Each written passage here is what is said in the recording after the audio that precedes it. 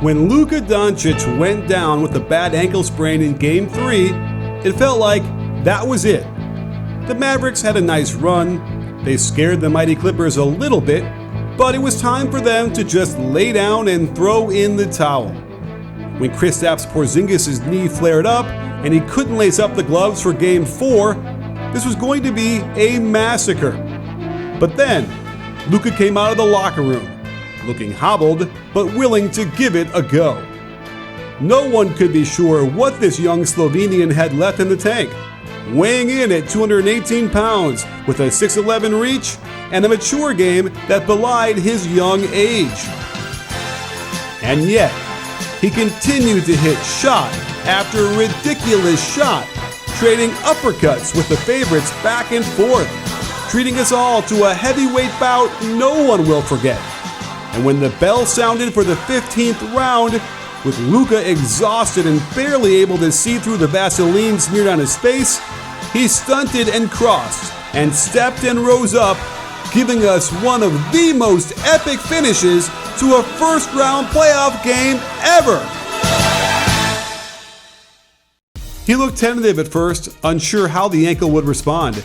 But as he got warmed up, you can see him look to be a little more aggressive. The handoff out top forced a switch of Kawhi onto him. That wasn't optimal, so another ball screen gets them the slower Zubats on him, and going to his left, he can jump off his uninjured right foot for the tough running layup. Look how quickly he gets off the left foot on the landing. With no big man in the Mavs lineup, it left Zubats having to defend above the free throw line. And when they try to attack Landry Shamet with the ball screen, the hedge becomes a double team, Hardaway floats to the basket, and look at this laser Luka throws for the easy bucket. It's right at Shamet's feet, so he has no chance, and Hardaway has no other choice but to slam it home. Here was an opportunity for Luka to jump off his bum ankle in transition, but before he lifts, he catches Paul George again out of position. The quick head fake gets him out of the picture, and Seth Curry earns another assist for Luka. Towards the end of the first, with the Mavericks in trouble, he tests the ankle out for the first time with a right-left Euro step. He's going to put all his weight on that ankle and then try and use it to jump. Harrell might have taken it easy on him by backing up so much, but Luka gets into the air and finishes the runner. Down 18, midway through the second quarter, Luka decides he's got to do something to change this game. He doesn't shy away from the contact near midcourt, and now he's got to use that ankle at full speed with Harrell waiting for him. At this point, Harrell might want to rethink what he called Luka in Game 3.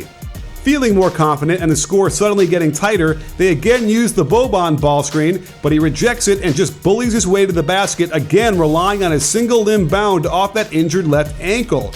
It's strong enough to get him off the ground for the finish, plus the and one.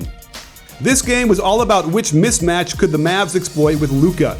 You'll notice the pattern that a simple ball screen forces a switch, and this time it's Reggie Jackson's turn.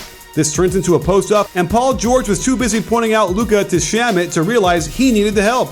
Luka protects the ankle a little by jumping off both feet at the same time, and notice the old pro trick Jackson tries to use by contesting with the right hand cleanly while pushing Luka with the left hand. The ref is all over it, and Luka gets another and one. The Mavs definitely don't want Kawhi guarding him ever, so when they reset in the left wing, a Boban step-up screen gets some separation. Going to his left, he's already got natural alignment to the hoop, and his wonky rhythm is a bit better here, primarily because Luka has got to hurry with Kawhi chasing him down from the side. Here's where the Mavs really got it cooking. Double ball screens have been wreaking havoc on defenses all playoff long, and Paul George gets confused again. He should be picking up Luka on the switch immediately, but he takes a bad angle, gets beat easily, and Luka's floater game is on. They run the same double ball screen again, and Kawhi hedges high to force Luka back to the left side. Watch how Kleba low-key sets a screen of George from his roll, and the beautiful Euro step-through completely fools PG as he can jump off the stronger right foot for the finish. Luka Doncic is also a sneaky good defender. Stay tuned for a video on that. And he cold rips Paul George to the free throw line. Notice how Luka doesn't go off the left foot for a regular layup, choosing a power jump stop and finish. Unclear why this wasn't an and one. In a matter of minutes, this game is completely turned. The underdog is now in control and throwing haymakers. Again, they want to get Kawhi off of Luka with the ball screen. Watch how he puts Kawhi in jail. Harrell has no choice but to stop the ball, and Lou is supposed to sneak in here to deflect the pass, but it's too quick and in close quarters, and the Mavs extend their lead.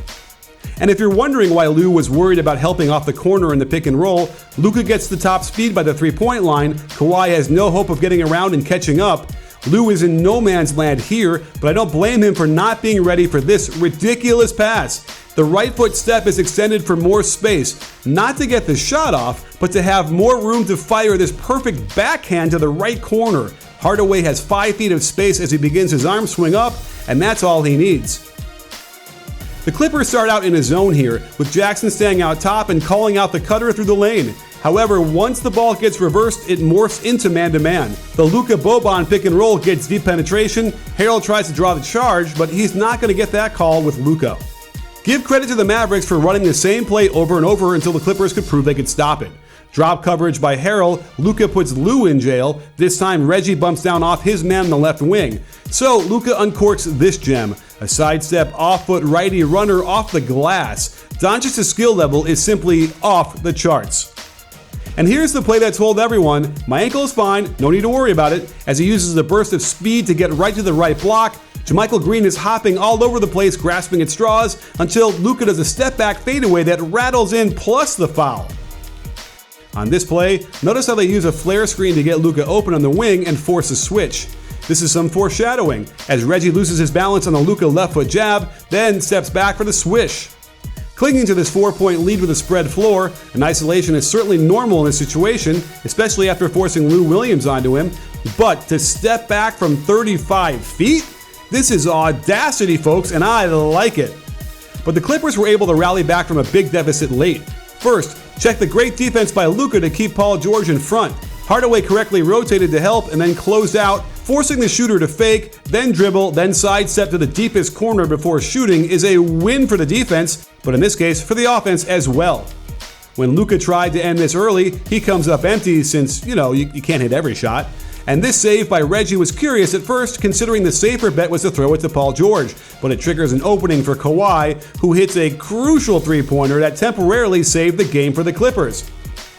The Clippers finally figured out how to keep Kawhi Leonard on Luka when Lou Williams high hedges the pick and roll and contains until Leonard could get back in position. Luka does get a decent look, but the pressure from the claw was too great. In one of the only mistakes Doncic made all night was his crunch time possession. He takes Morris down into the paint and has an opening for the fadeaway jump shot. There wasn't enough time on the clock to give the ball up, and Curry can't do much here anyway. And that brings us to overtime, down 2 under a minute, and they're not really running offense, just spreading the floor and letting their guys go one-on-one. Luka gets by Kawhi in the scramble, and the key is that he can take as long as he likes on this last step before jumping. Morris backs out of the way, and it's an easy bank shot. You can almost see the disappointment from Reggie Jackson after he hedged this pick and roll, waiting for Kawhi to step up and guard Luka again, only to see Kawhi stick with Hardaway. Always under control, Luka takes him left before hitting him with a gorgeous spin move. The dribble ends with the right foot down, and he finishes with a left-right in rhythm off both feet jump for the 2-point lead. The Clippers come down and hit a 3 when Kawhi gets middle. Kleba has to help because he's the lowest defender and, well, it's Kawhi.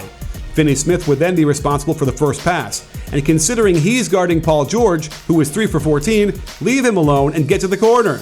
But Kleba is left to flail at him, it's too late, and the Clippers have just about ended this series, right? Right? Well, when we look back on Luka's career, this could be the moment we point to when he cemented his greatness. First off, the Kleba pin down for Luka forces the switch. I'm sure Doc had them switching everything, but this was way too easy. As a result, Reggie is forced to defend. Watch how he rolls back on his left heel. All his momentum is now going backwards. And let's look at what Luka did to force that. Split through the legs, one dribble crossover, right foot jab into a left-right step back, his feet facing the corner for beautiful alignment. Jackson does contest this pretty damn well, but the ball is up, it's in the air, the buzzer sounds, and yes! Luka hits it! Luka hits it! Without KP, with the bum ankle, Luka turns in a 43-17-13 triple-double to out-battle Kawhi and Lou and tie this series up. And I'm serious when I say this. When you realize he's only 21, with some improvement ahead of him, Luka could go down as the greatest player of all time.